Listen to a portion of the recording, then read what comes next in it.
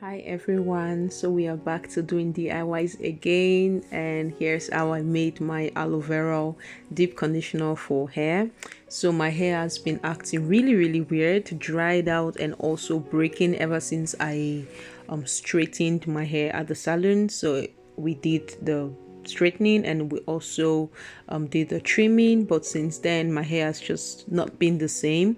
So I realized that my hair is really lacking in moisture. It's not protein, but really it's lacking moisture. And I decided to do this deep conditioner for my hair.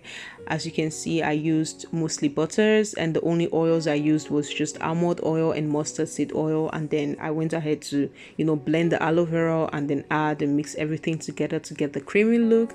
And I am so happy because after this video, I did try to use this cream on my hair, this treatment, and it left my hair speechless. Like, my curls were defined, my hair wasn't breaking anymore, and my hair was super soft. So this is something you should definitely try if your hair is looking very dull and very hard. Please try out this recipe and you will not regret it. Trust me, you won't.